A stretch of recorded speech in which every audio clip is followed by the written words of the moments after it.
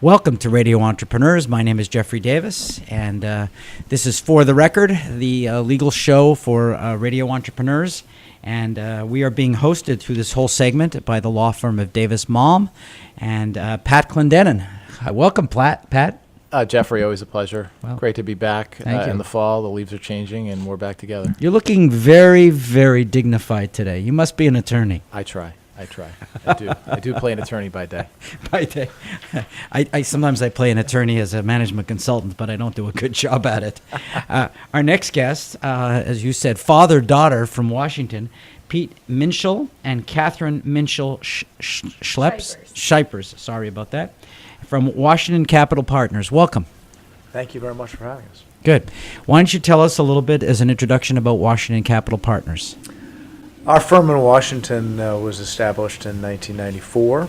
We're a privately held real estate family-owned business. We own and operate investment income-producing real estate in and around the Washington, D.C. area, Washington, Maryland, and Virginia. We have office, we have retail, we have industrial, and also apartments. So what's your background? Was it always real estate? Or how did you get into it? Actually not. My degree is in business with a major in hotel restaurant management. From the University of Denver, I spent 5 years with Hyatt Hotels in California and Louisiana. And one day I thought, what a great business to be in. I'd love to own this hotel, and that's how it started. Very simple. Yeah. So tell us a little bit about Peter and Cathryn, about your vision of Washington Capital Partners and how entrepreneurship plays a role in how the company has grown and your vision for the future. Entrepreneurship, in my opinion, in real estate is very similar to entrepreneurship in many, many other businesses.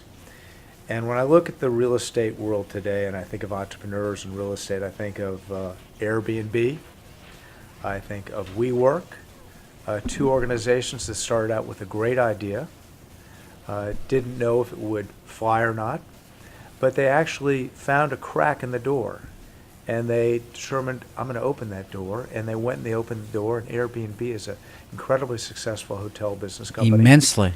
And WeWork is also a very, very successful theme on an old business in real estate management of office space. And when we started the business, it's something that I always wanted to do, and I'm thrilled that Cathryn decided several years ago to join the business. But I saw a crack in the door and I said, I really don't want to work for anybody else. I want to work for myself, but how do you do that? How do you support yourself? How do you make a living doing this? And thank goodness for the Resolution Trust Corporation.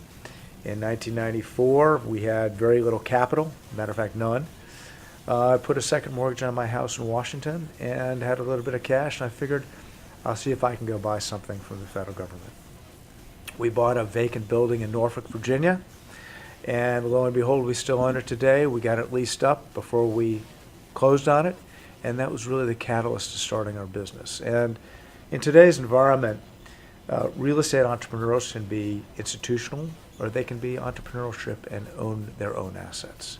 And we've made the election to own our own assets, manage those assets, service those assets, and in essence, rather than working with institutional capital, we work with our own personal capital and we try to grow it.